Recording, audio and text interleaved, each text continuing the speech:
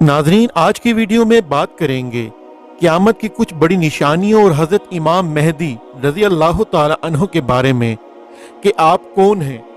आप रज़ी अल्लाह ताला अन्हु के हस्बे नसब के बारे में, और आपको बताएंगे हज़रत इमाम मेहदी रज़ी अल्लाह ताला अन्हु के हुलिया मुबारक के बारे में, और साथ ही आपके ज़हूर की जगह और मुद्दत हुकूमत के बारे में, और ये भी कि आप रज़ी अल्लाह ताला अन्हु के मावनीन कौन हैं। तो वीडियो को आखिर तक देखें और हो सके तो चैनल को सब्सक्राइब भी कर दें। तो नाजरीन, बढ़ते हैं अपने आज के टॉपिक की जानिब।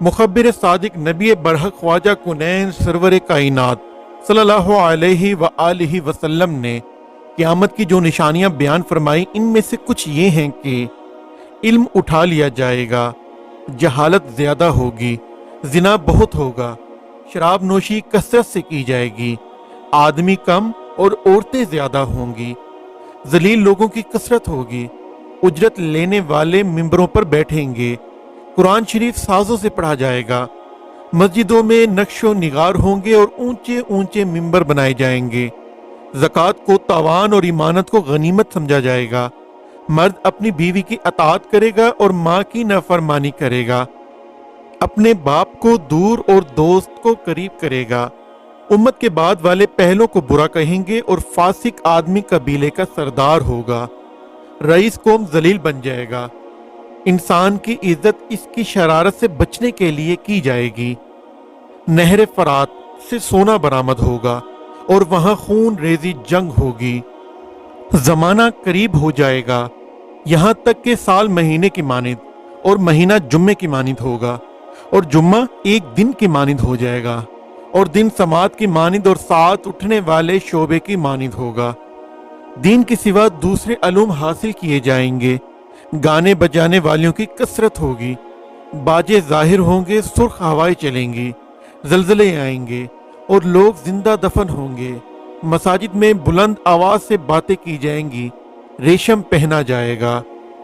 रसूलुल्लाह सल्लल्लाहु अलैहि वसल्लम के इरशाद ज़ीशान का मफहूम ये है कि क़यामत से कबल लोगों की नज़र में उल्मा की इज्जत ख़त्म हो जाएगी, लोग सच्चे को झूठा और झूठे को सच्चा कहेंगे, अमूमन उल्मा और फ़क़ीह दुनियादार और मुतकब्बिर होंगे, आबिद जाहिल और कारी फासिद होंगे, लोग बकसरत शराब पिएंगे और इसका नाम कोई और रख लेंगे, हम जिन्स परस्ती शुरू हो जाएगी, मसाजिद को सजाया जाएगा, मेहराबों पर नक्शो निगार किए जाएंगे, मगर दिल खौफ खुदा से खाली होंगे, ईमानतदार कम हो जाएंगे, तिजारत बढ़ जाएगी, हत्ता कि मियाँ बीवी मिलकर तिजारत करेंगे, ऊंचे मकानात बनाने पर फख्र किया जाएगा, हसूल दौलत की खातिर लोगों की मुनाफिकाना तारीफ की जाएगी, खतीब मिंबरों पर बैठकर झूठ बोलेंगे, आलाते लहू को हलाल ख्याल किया जाएगा,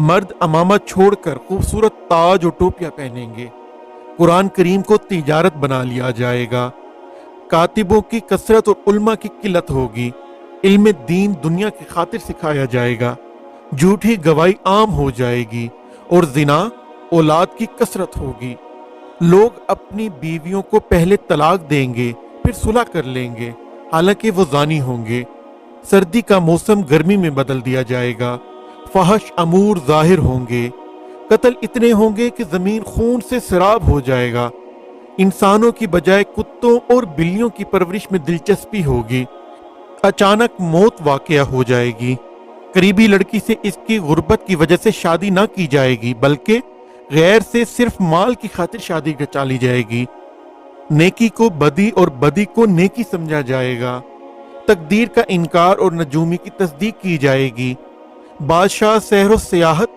अमीर तिजारत और फकीर सवाल करने के लिए हज करेंगे, अरब की सरजमीन सब्जाजारों, नहरों और चरागाहों में बदल दिए जाएंगे, बाज लोग भेड़ियों की तरह हो जाएंगे, हद से ज्यादा तजावुज, जिना, जुल्म और ज्यादती आम हो जाएगी, औरतें हद से बढ़कर आगे जाएंगी, नौजवान फासिक व फाजिर और बूढ़े दीन से दूर हो जाएंगे, नाअहल लोगों को बादशाह बना दिया जाएगा, सुन्नत नबी सल्लल्लाहु अलैहि वसल्लम को छोड़कर बिद्दत को अपना लिया जाएगा, बगैर तहकीक के हदीस बयान की जाएंगी और झूठी रवायतें खुद से घड़ी जाएंगी।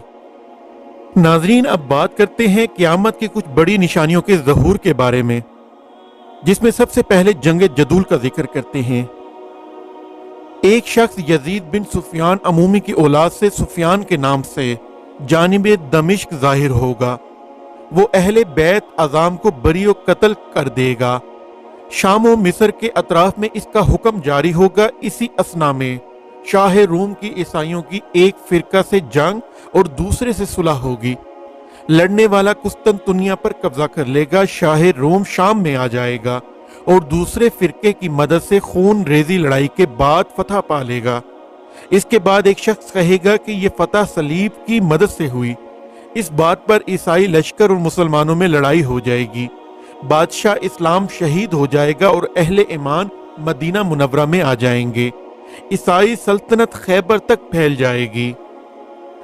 नाज़रीन, अब बात करते हैं दूसरी बड़ी निशानी के बारे में कि जब हजरत इमाम मेहदी अलैहिस्सलाम का ज़हूर होगा। हजरत सैयदा उम्मे सलमा रज़ी अल्लाह ताला अन्हा फरमाती हैं कि मैंने रसूलुल्लाह सल्लल्लाहु अलैहि वसल्लम को फरमाते हुए सुना, मेहदी मेरी नस्ल से औलादे फातिमा रज़ी अल्लाह ताला अन्हा से होंगे। हजरत अब्दुल्ला इब्ने मसूद रज़ी अल्लाह ताला अन्हो से मरवी है कि रसूलुल्लाह सल्लल्लाहु अलैहि वसल्लम ने फरमाया कि दुनिया ख़त्म न होगी हत्ता कि मेरे घर वालों में से एक शख्स अरब का बादशाह बनेगा। इसका नाम मेरा नाम ही होगा, यानी मोहम्मद। अबू दाऊद शरीफ में ये भी है कि फरमाया, अगर बिलफर दुनिया का एक दिन भी बाकी रहा तो अल्लाह ताला इसको दराज फरमा देगा, हत्ता कि इस दिन में अल्लाह ताला इस शख्स मेहदी को भेजता जो मुझसे है, मेरी अहले बैत से है।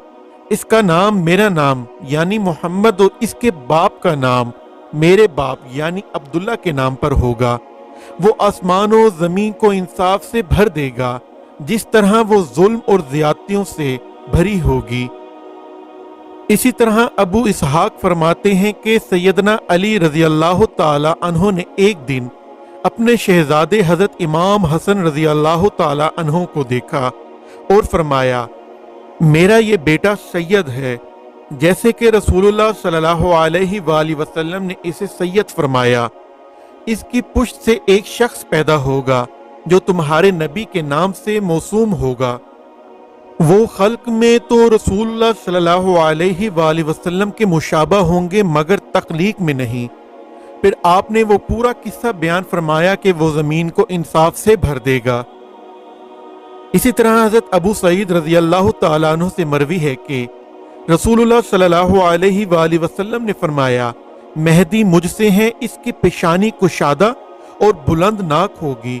वो जमीन को अदलो इंसाफ से इस तरह भर देंगे कि जिस तरह पहले जुल्म सितम से भरी हुई थी। हजरत इमाम मेहदी रज़ी अल्लाह ताला अन्हु के ज़हूर की जगह और मुद्दत हुकूमत के बारे में हजरत उम्मे सलमा रज़ी अल्लाह ताला अन्हा से मरवी है कि नबी करीम सल्लल्लाहु अलैहि वसल्लम ने फरमाया, एक खलीफे की वफात के वक्त इख्तलाफात होंगे तो एक शख्स अहले मदीना से बड़ी तेजी के साथ मक्का मुकरमा की तरफ आएगा। फिर मक्का वालों में से कुछ लोग इसकी खिदमत में हाजिर होकर घर से बाहर आने पर मजबूर करेंगे, हालांकि वो साहिब इस बात को नापसंद कर रहे होंगे। फिर लोग मकाम इब्राहिम और हजर अस्वद के दरमियान खाना काबा के जवार में इनके हाथ पर बैत करेंगे। फिर मुल्क शाम से एक लश्कर इन पर हमले की गर्ज से चढ़ाई करेगा, जिसे मक्का मुकरमा और मदीना तैयबा के दरमियान एक मैदान में धंसा दिया जाएगा। जब लोग ये देखेंगे तो इनके पास शाम से अब्दाल और अहले अराक आएंगे और इनके हाथ पर बैत करेंगे। फिर कुरैश का एक शख्स जाहिर होगा, इसके नन्याल कबीला बनु कल्ब से होंगे। वो इनकी तरफ लश्कर भेजेगा जो बनु कल्ब वालों का लश्कर होगा। वो मेहदी इस लश्कर पर गालिब आ जाएंगे। फिर वो लोगों में इनके नबी सल्लल्लाहु अलैहि वसल्लम की सुन्नत के मुताबिक अमल करेंगे। इनके दौर में इस्लाम अपनी गर्दन जमीन पर बजा देगा, यानी पूरी तरह नाफिज हो जाएगा। फिर वो 7 साल तक दुनिया में रहेंगे, फिर वफात पा जाएंगे और मुसलमान इन पर नमाज जनाजा पढ़ेंगे। حضرت امام مہدی علیہ السلام کے دور خلافت میں دولت کی فراوانی ہوگی۔ حضرت ابو سعید رضی اللہ تعالی عنہ سے مروی ہے کہ رسول اللہ صلی اللہ علیہ وآلہ وسلم نے اس مصیبت کا ذکر فرمایا جو اس امت کو پہنچنے والی ہے، یعنی شدید ترین ظلم و ستم، حتیٰ کہ آدمی کو کوئی ایسی جائے پناہ نہ مل سکے گی جہاں ظلم سے پناہ لے سکے۔ پھر اللہ تعالیٰ میری اولاد سے اور میرے اہل بیت سے ایک ایسے شخص کو بھیجے گا جو زمین کو عدل و انصاف سے بھر دے گا، جیسا کہ وہ قبل عظیم ظلم و ستم سے بھری ہوئی تھی۔ زمین و آسمان والے اس سے راضی ہو جائیں گے اور آسمان اپنی باران رحمت کا ایک قطرہ برسا دے گا اور زمین اپنی تمام تر سبزی اگا دے گی، یعنی گلے اور پھولوں کے انبار لگ جائیں گے، حتیٰ کہ اس فراوانی کو دیکھ کر لوگ اپنے مردوں کی تمنا کریں گے کہ اے کاش آج وہ بھی ہوتے تو نفع اٹھاتے، کیونکہ وہ تو ظلم کے زمانے میں مر گئے۔ وہ مہدی علیہ السلام اسی حالت میں 7 سال یا 8 سال یا 9 سال راوی کو شک ہے کہ زندہ رہیں گے۔ اسی طرح ترمذی شریف میں ہے کہ حضرت ابو سعید رضی اللہ تعالیٰ عنہ نے فرمایا کہ رسول اللہ صلی اللہ علیہ وآلہ وسلم نے مہدی علیہ السلام کا قصہ بیان فرماتے ہوئے فرمایا کہ ان کے پاس ایک شخص آئے گا اور کہے گا اے مہدی مجھے کچھ عطا فرمائیے، مجھے کچھ عطا فرمائیے۔ آپ صلی اللہ علیہ وآلہ وسلم نے فرمایا کہ مہدی علیہ السلام اس کے کپڑے میں لپ بھر بھر کر ڈالتے جائیں گے اور اتنا دیں گے کہ جس قدر اٹھانے کی طاقت اس میں ہوگی۔ اور اب بات کرتے ہیں کہ حضرت امام مہدی علیہ السلام کے معاونین کون ہوں گے۔ حضرت سیدنا علی المرتضی رضی اللہ تعالی عنہ سے مروی ہے کہ رسول اللہ صلی اللہ علیہ وآلہ وسلم نے فرمایا ماوراء نہر سے ایک شخص نکلے گا، اسے حارث کہا جائے گا، وہ کسان ہوگا، اس کے لشکر کے اگلے حصے پر ایک شخص ہوگا جسے منصور کہا جائے گا، وہ آل نبی ہوگا اور اس طرح عزت و احترام سے جگہ دے گا جس طرح بعض قریش مثلا حضرت حمزہ، حضرت عباس اور حضرت ابو طالب نے اللہ تعالیٰ کے حکم سے رسول اللہ صلی اللہ علیہ وآلہ وسلم کو جگہ دی تھی۔ ہر صاحب ایمان پر واجب ہے وہ اس کی مدد کرے یا فرمایا کہ اس کا حکم مانے۔ ناظرین اب واپس آتے ہیں قیامت کی بڑی نشانیوں کے بارے میں کہ اب دجال کی آمد ہوگی۔ ابھی اہل اسلام لڑائی سے فارغ ہوئے ہوں گے کہ شیطان آواز دے گا کہ دجال تمہارے اہل و عیال میں آ گیا ہے۔ یہ سنتے ہی مسلمان اس طرف متوجہ ہوں گے اور 10 سواروں کو بھیجیں گے تاکہ تحقیق کریں۔ حضور نبی کریم صلی اللہ علیہ وآلہ وسلم نے فرمایا کہ میں ان سواروں کے نام، ان کے باپوں کے نام، ان کے قبیلوں کے نام، حتیٰ کہ جن گھوڑوں پر یہ سوار ہوں گے ان کے رنگ بھی جانتا ہوں۔ وہ اس وقت روئے زمین پر بہترین سوار ہوں گے۔ یہ افواہ غلط ثابت ہوگی۔ لشکر اسلام قسطنطنیہ سے روانہ ہو کر شام پہنچے گا تو جنگ عظیم کے 7ویں سال شام و عراق کے درمیان ایک جگہ سے دجال ظاہر ہوگا۔ اس کے ظہور سے قبل 2 سال قحط رہے گا، تیسرے سال دوران قحط ہی اس کا ظہور ہوگا۔ دجال کی ایک آنکھ اور آبرو بالکل نہ ہوگی بلکہ جگہ ہموار ہوگی۔ وہ ایک بڑے گدھے پر سوار ہوگا، اس کی پیشانی پر کافر لکھا ہوگا جسے ہر صاحب ایمان خواہ پڑھا ہو یا ان پڑھ ہو بہرحال پڑھ لے گا۔ یہ دجال روئے زمین پر گھومے گا اور لوگوں کو اپنی عبادت کی دعوت دے گا۔ اس کے ساتھ ایک باغ ہوگا جسے وہ جنت کہے گا اور آگ ہوگی جسے وہ جہنم کہے گا۔ حالانکہ معاملہ برعکس ہوگا، وہ اپنے ماننے والوں کو اس بات میں اور نہ ماننے والوں کو آگ میں ڈالے گا۔ وہ لوگوں کو عجیب و غریب شعبت دکھائے گا جو محض باطل ہوں گے۔ بہت سے لوگ اس کے فریب میں پھنس جائیں گے۔ لوگ دیکھیں گے کہ گویا اس کے کہنے سے بارش ہو رہی ہے، زمین سے پیداوار ہو رہی ہے، مردے زندہ ہو رہے ہیں، حالانکہ یہ سب شیطانی اثرات سے ہو رہا ہوگا۔ اسی اثنا میں اس کے پیروکار ایک مومن کو پکڑ لائیں گے۔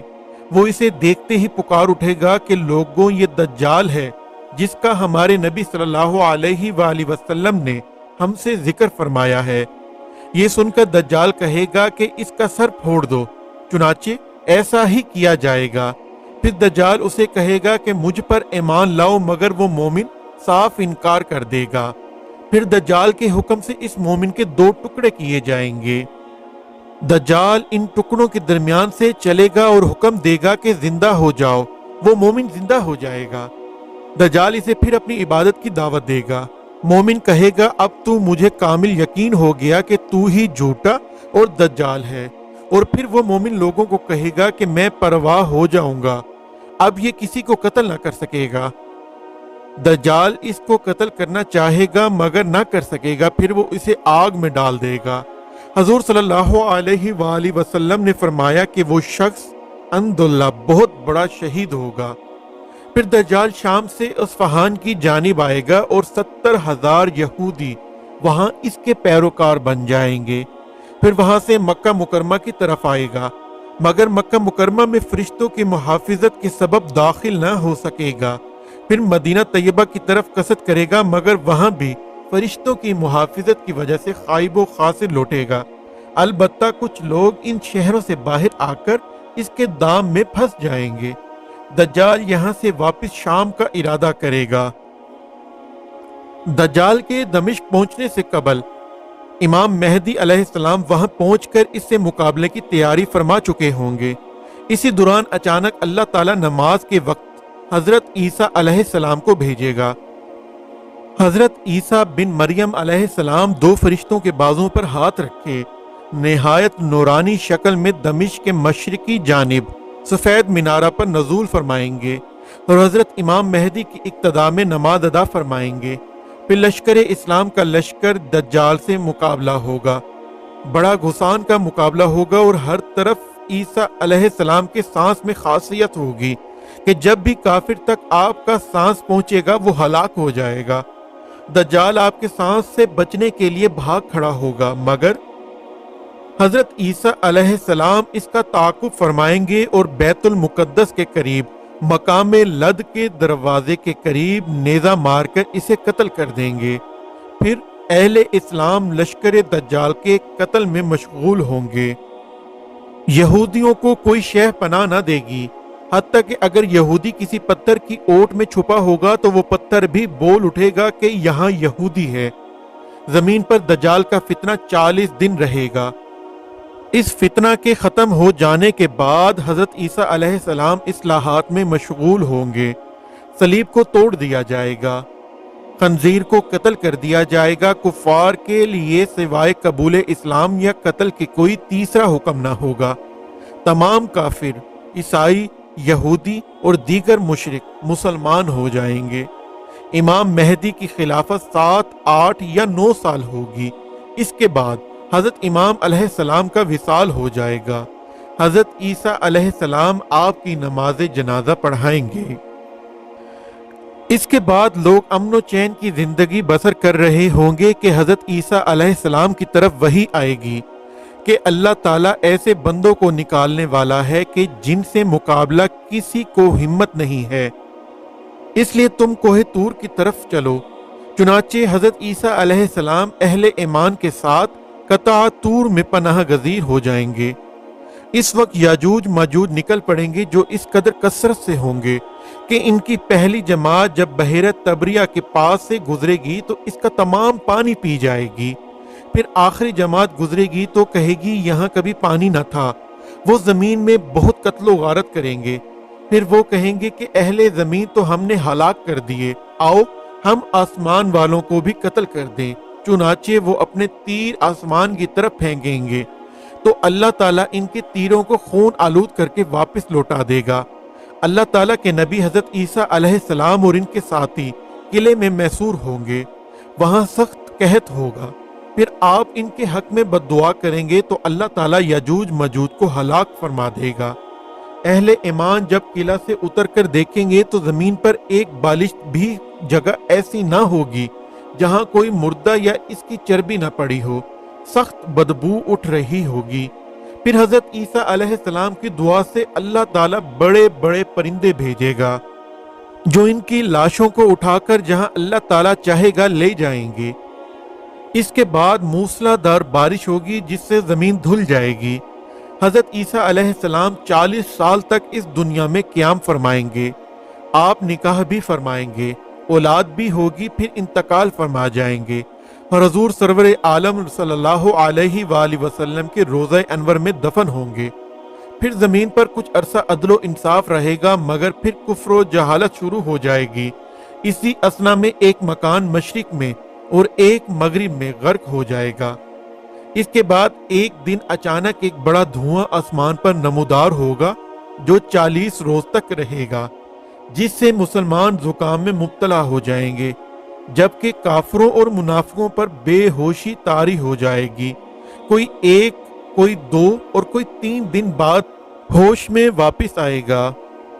اس دن کے بعد ماہ ذی الحجہ میں یوم نحر کے بعد رات اس قدر طویل ہو جائے گی کہ بچے چلا اٹھیں گے، مسافر تنگ دل اور مویشی چراگاہ کے لیے بے قرار ہو جائیں گے، یہاں تک کہ لوگ اس بے چینی کی وجہ سے نالہ و زاری کریں گے اور توبہ توبہ پکاریں گے۔ آخر 3-4 شب کی مقدار میں رات دراز ہونے کے بعد حالت اضطراب میں سورج مغرب کی طرف سے چاند گرہن کی طرح، یعنی گرہن لگے ہوئے تھوڑی سی روشنی لے کر نکلے گا، تھوڑا سا بلند ہوگا، پھر مغرب ہی میں غروب ہو جائے گا اور اس کے ساتھ ہی توبہ کا دروازہ بند ہو جائے گا۔